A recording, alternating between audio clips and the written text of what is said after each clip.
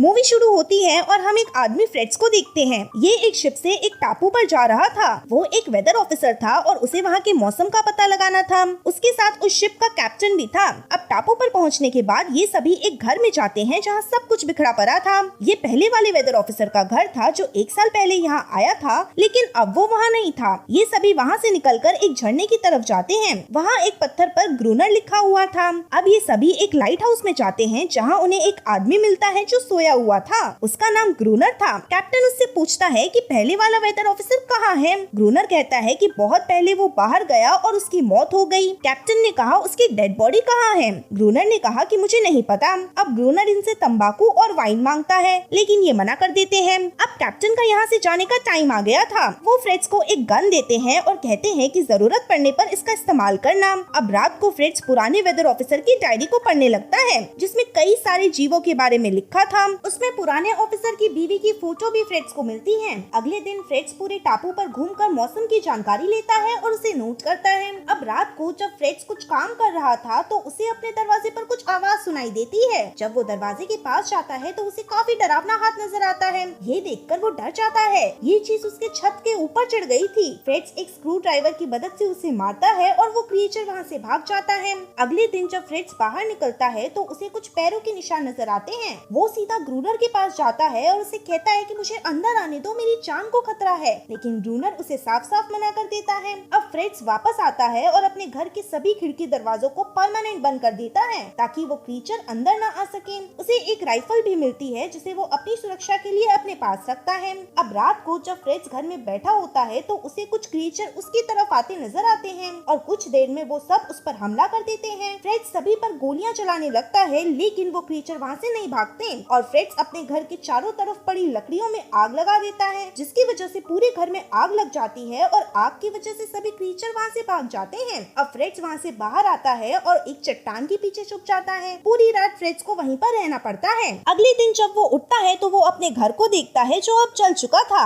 अब उसे वहाँ ग्रूनर नजर आता है। वो ग्रूनर को मारकर उसके लाइट हाउस में रहने का प्लान बनाता है। जब फ्रेड्स ग्रूनर को मारने लगता है तभी वहाँ वही क्रिएचर आ जाता है और उस पर हमला कर देता है। अब फ्रेड्स उस क्रिएचर को मारने ही वाला था कि ग्रूनर कहता है कि उसे मत मारो, वो तुम्हें कुछ नहीं करेगा। अब ग्रूनर उसे लाइट हाउस में लेकर आता है जहाँ फ्रेड्स सो रहा होता है। पिछली रात क्रिएचर से लड़ते टाइम किसी ने उसे काट लिया था। उसी जख्म को वो पालतू क्रिएचर चाट रहा था। तभी वहाँ ग्रूनर आ जाता है। फ्रेड्स ग्रूनर से उसके कंधे के घाव के बारे में पूछता है जहाँ ग्रूनर कहता है कि इस क्रिएचर ने मुझे एक बार काट लिया था।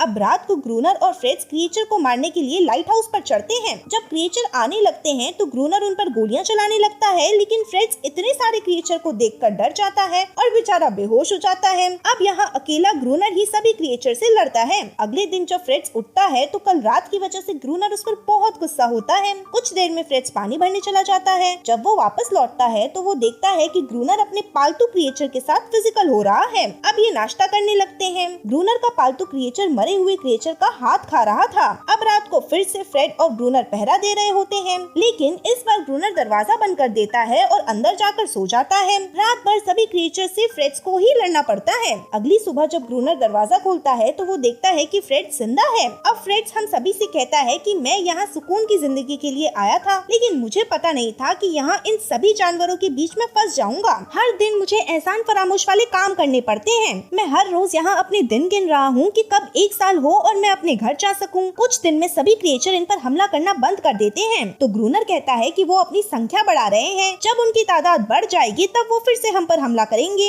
अगले दिन हम देखते हैं कि हर बीतते हुए टाइम के साथ फ्रेड्स उस पालतू क्रिएचर को समझने लगता था। फ्रेड्स हमें बताते हुए उसका नाम अनेरिस रखता है। एक रात ये सभी जब बैठे होते हैं तो फ्रेड्स कहता है कि इनके खून में एक केमिकल है जो इनकी बॉडी को एकदम ठंडा रखता है और इनकी आंखों पर एक लेयर है जिसकी वजह से ये पानी के अंदर भी देख सकते हैं। फ्रेड्स इन्हें पकड़कर शहर ले जाने की बात करता है। तभी अचानक से कुछ क्रिएचर इन पर हमला कर देते हैं। ये जल्दी से अपनी गन लेकर ऊपर जाते हैं। तब ये देखते हैं कि उनकी तादाद बहुत ज्यादा बढ़ चुकी है। सभी क्रिएचर से लड़ते टाइम उनकी बुलेट खत्म हो जाती है और ये दोनों अंदर आने लगते हैं। लेकिन अंदर आते टाइम एक क्रिएचर ग्रूनर का पैर पकड़ लेता है और उसके पैर को काट लेता है, लेकिन फ्रेड्स उसे अंदर खींच लेता है। अब रात को ये दोनों वहीं पर छिपते हैं। तो फ्रेड्स कहता है कि अब हम क्या करें। ये सुनकर ग्रूनर गाना गाने लगता है। अगली सुबह होते ही सभी क्रिएचर वहाँ से भाग जाते हैं और अनेरिस ग्रूनर का जख्म चाट रही होती है। जब फ्रेड्स बाहर होता है तो फ्रेड्स को एक बोट नजर आती है ये देखकर फ्रेड्स बहुत ज्यादा खुश होता है और भागकर अंदर जाता है। वो फ्लेयर गन चलाने ही वाला था कि तभी ग्रूनर उस पर हमला कर देता है और उसे रोकता है। तभी वहाँ अनेरिस आकर उसे बचा लेती है। अब ग्रूनर उस पर बहुत ज्यादा गुस्सा होता है और ग्रूनर के गुस्से की वजह से वो वहाँ से भाग जाती है। ग्रूनर कहता है कि मैं नहीं चाहता कि इस टापू पर और भी लोग आए। ये कहकर वो वहाँ से चला जाता है। अब फ्रेड्स अनेरिस के पास आता है और उसे एक छोटी सी बोट दिखाता है।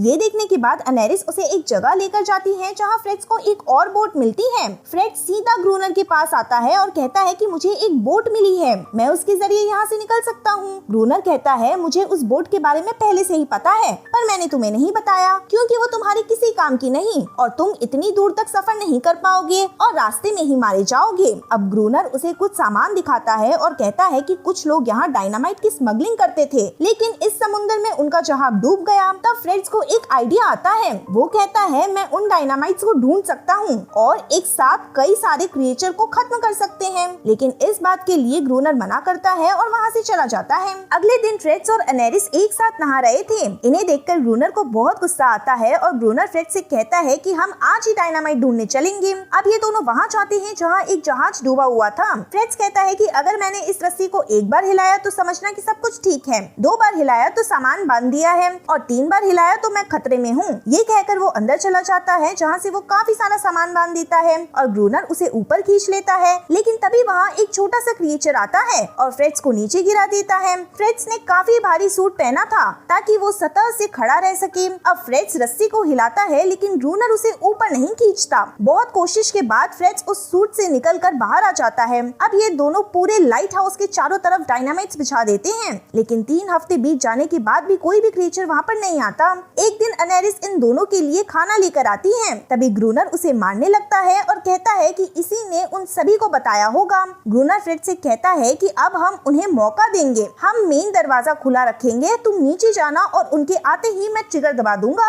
रात को ये दोनों यही करते हैं। अब ग्रूनर अनेरिस को जबरदस्ती उसे आवाज लगाने को कहता है तो अनेरिस रोने लगती है। उसकी आवाज सुनकर फ्रेड्स को बहुत बुरा लगता है। जब फ्रेड्स नीचे होता है तो एक क्रिएचर उस पर हमला कर देता है, लेकिन फ्रेड्स उसे मार देता है। दूसरी तरफ ग्रूनर पर भी कई सारे क्रिएचर हमला कर देते हैं। जब ग्रूनर ट्रिगर दबाता है तो ब्लास्ट नहीं होता। अब ग्रूनर उन सभी से बंदूक से लड़ने लगता है। एक तरफ फ्रेड्स फिर से ट्रिगर को सेट करता है और उसे दबाता है, जिसकी वजह से एक बहुत बड़ा धमाका होता है। उस धमाके की वजह से ग्रूनर और फ्रेड्स भी बेहोश हो जाते हैं। अगले दिन जब फ्रेड्स ग्रूनर को उठाता है और दोनों बचे हुए क्रिएचर को मारने लगते हैं, तब फ्रेड्स को पता चलता है कि अनेरिस उन्हें छोड़कर वहाँ से चली गई है। अगले दिन फ्रेड्स समुद्र के किनारे पर एक सर्कल बनाकर उसमें वही बोट रखता है जो उसने अनेरिस को दिखाई थी। अब रात में फ्रेड्स ग्रूनर के रूम में जाता है, जहाँ उसके रूम में फ्रेड्स को वही फोटो मिलती है जो उसने अपने हाउस में देखी थी। वो समझ जाता है कि पुराना वेदर ऑफिसर ग्रूनर ही है। अगली सुबह फ्रेड्स देखता है कि अनेरिस वापस आ गई है, लेकिन वो अकेली नहीं थी, उसके साथ बहुत सारे क्रिएचर थे, लेकिन वो सभी फ्रेड्स को कुछ भी नहीं कर रहे थे। तभी वहाँ ग्रूनर आ जाता है और फायरिंग करने वाला था, लेकिन फ्रेड्स कहता है कि रुक जाओ, ये बस शांति चाहते हैं। तब ग्रूनर रुक जाता है और वहाँ से चला जाता है। अब लाइट हाउस पर जाने के बाद ग्रूनर हमला करने लगता है तो फ्रेड्स और ग्रूनर की इस बात पर लड़ाई हो जाती है और फ्रेड्स कहता है कि तुम बुरे आदमी नहीं हो। इन सभी के वजह से ग्रूनर काफी डिस्टर्ब हो गया था और वो बाहर चला जाता है, जहाँ सभी क्रिएचर मिलकर उसे मार देते हैं। अब सीन शिफ्ट हो जाता है। अब 1 साल बीत चुका था। वहाँ कुछ ऑफिसर्स आते हैं जो फ्रेड्स को ग्रूनर समझते हैं। अब फ्रेड्स हमें कहता है कि मुझे आज पता चला कि ग्रूनर यहाँ से क्यों नहीं जाना चाहता था और उसने अपनी पहचान क्यों छुपाई, क्योंकि यहाँ दुनिया से कई गुना ज्यादा बड़ी शांति उसे महसूस होती थी और वो नहीं चाहता था कि किसी को भी इन क्रिएचर्स के बारे में पता चले। ये कहते ही इसी के साथ हमारी मूवी खत्म हो जाती है।